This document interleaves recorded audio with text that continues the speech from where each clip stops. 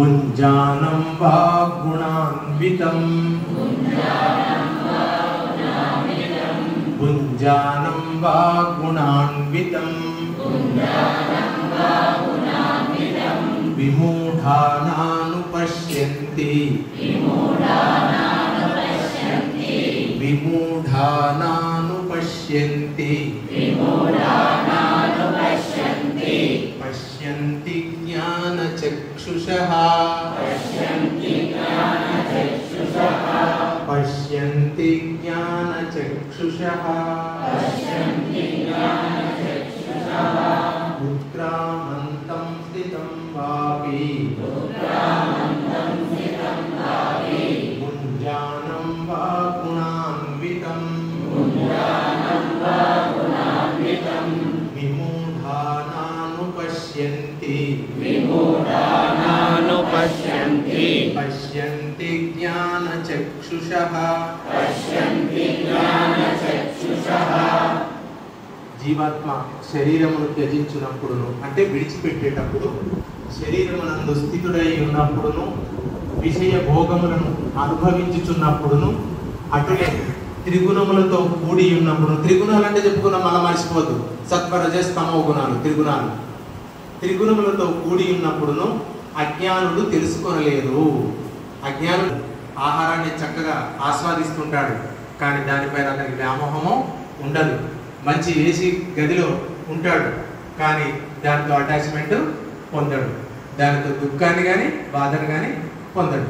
సంతోషం అంటే ఏంది, ఆనందం అంటే ఏంది, మన అబ్బాయి చదువుకున్నాడు, కష్టపడ్డాడు, నానా ఉద్యోగం వచ్చింది అని చెప్పాడు, అప్పుడు మనం ఎంతో ఎగురుగంతు వేసి సంతోషపడతాం. ఆనందం అంటే ఏమిటి, మనం ఎవరికో తల్లిదండ్రులు లేనటువంటి అమ్మాయికి మతీశ్వరః యచ్చాప్యుక్రామతీశ్వరః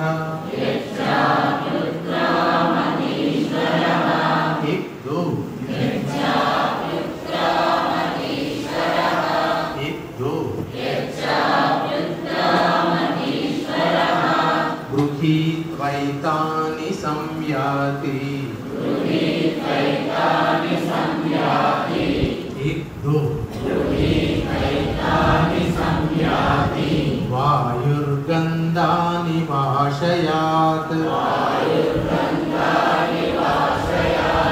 మరోసారి శరీరం యదవాప్నోతి.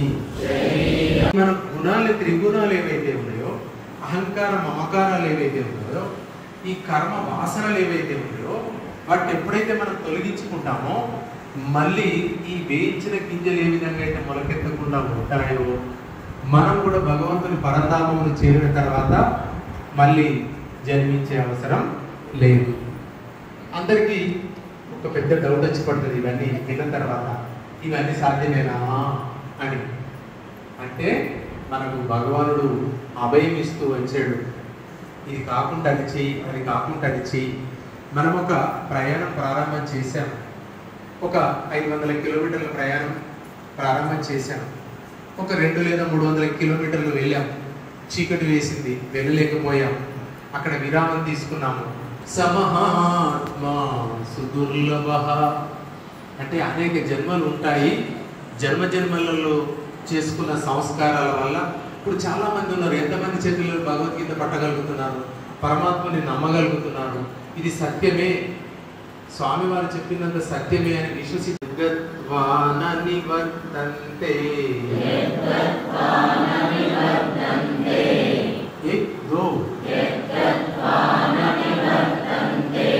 తద్ధామ పరమం మమ.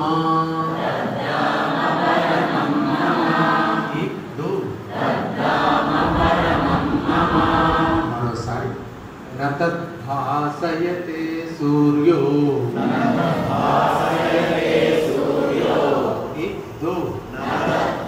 శశాంకో న పావకః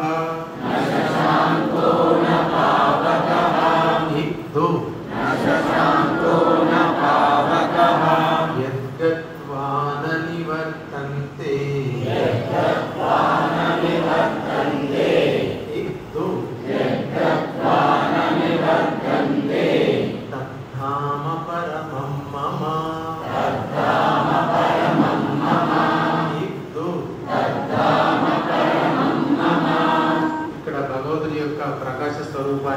తెలియజేస్తున్నారు. స్వయం ప్రకాశ స్వరూపమైన అంటే అక్కడ సూర్యచంద్రులు అనే అవసరము లేదు. మనకు అధ్యాయం 11లో చెప్పారు, సూర్యుడు చంద్రుడు నాకు 2 నేత్రాలు అని. నా పరంధామమును సూర్యుడు గాని చంద్రుడు గాని అగ్ని గాని ప్రకాశింప చేయజాలరు. అట్టి పరంధామమును చేరిన పుణ్యాత్ములు మరల ఈ జగత్తున